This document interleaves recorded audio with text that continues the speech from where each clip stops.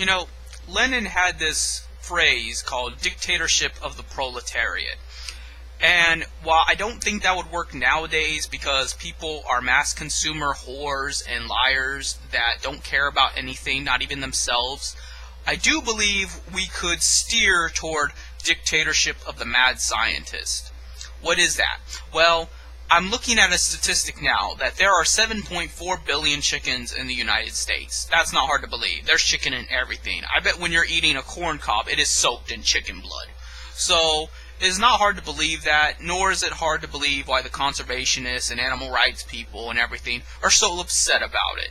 I mean, think about it. 7.4 billion chickens are being tortured needlessly every day just because we like the way they taste. Why do we have to raise them like that? Couldn't we just, raise them, kill them, eat them? Seems simple enough. No, they have to beat them. They have to boil them alive. They have to slit their throat and let the blood drip out of them. They have to do all this shit to them just cause I don't even think it makes it taste any better.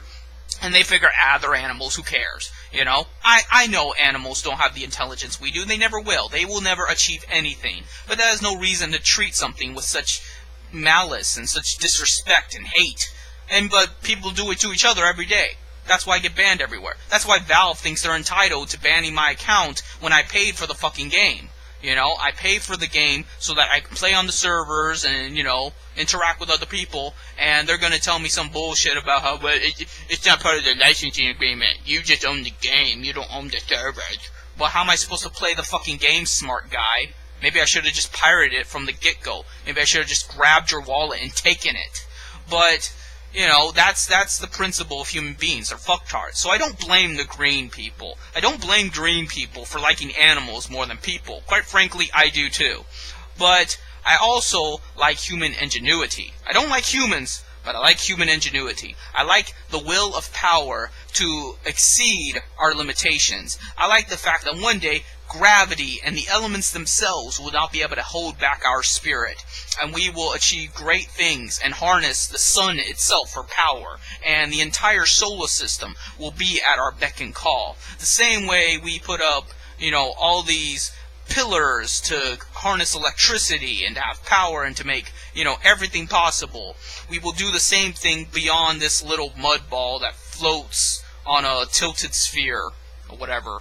So, just like we have achieved control over this axis, we will ascend beyond it eventually, when people get their act together. So that is the point of the dictatorship of the mad scientist. What I think would be a great experiment is to take 200, 500,000 of these chickens and just throw them in the wild. The green people will love it because they'll be like, yay, we're freeing the chickens. And, the farmers will be a little upset, but it's like maybe what, like 0.5% of their profits down the drain. And, it's a great media blitz because, it's something to talk about that doesn't depress the masses. You just release 200 to 500,000 chickens and they'll talk about it like some big deal. But what makes it a big deal is the implications of it on the wild. What is going to happen to those chickens when they've been domesticated for so long and they're just thrown into the wild? Half of them will probably die. But I don't think all of them will die. I think it will affect the biosphere. I think it will affect the environment, and eventually either the chickens will become more feral and savage and evolve into something else entirely, or the chickens will be infected with some disease because we are no longer there behind them to give them antibiotics and things to make them clean for consumption, and it will develop chicken flu.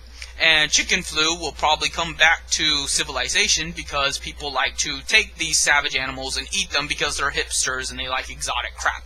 So then 2 white people will die, and then it'll be considered an epidemic, and then that'll be on the news too because the news likes talking about useless shit. But all in all, it'll be in the name of science. We will fuck with nature just to fuck with nature, just to prove how easy it is, and just hoping that with every dice roll we throw, that it does something to change society as well as the world around us. Because changing the world really isn't that hard. I could just litter and it's changing the world. The world is a very dynamic fluctuation of actions and results. but people don't change. It doesn't seem to matter how much they advance technologically or what laws seem to change. In general, people are still fucking assholes, no matter what you do with them. And that's why I think the Bible gets it right in saying that man has original sin. Man is always evil in his nature. But I do believe that through science and through, manipulating the world around us and manipulating man's environment, even man himself can change. And that might be idealistic, but it is probably the best we can do. It's probably the best we can hope for. And that is my view of the dictatorship of the mad scientist.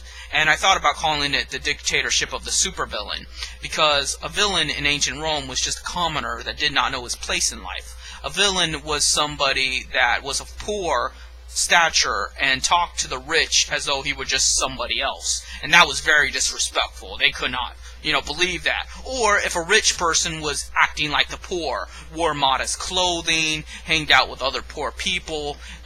Essentially in Rome, if you were poor, you were in bad standing. You were a third-class citizen.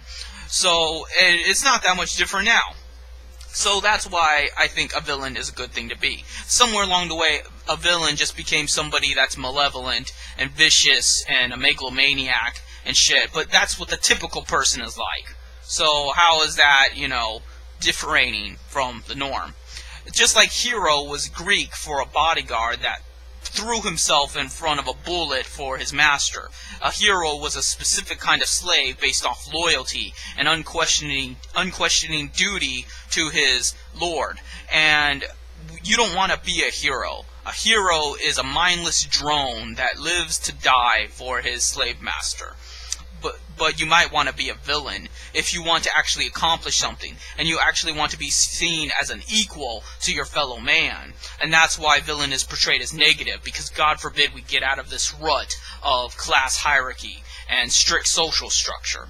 So I'm nearing 10 minutes, but that is the point of the dictatorship of the mad scientist. It is the idea that we should fuck with things just to fuck with things. And it's not necessarily a bad type of fuck. We're just poking and prodding and hoping that it will shapeshift and take on a new form.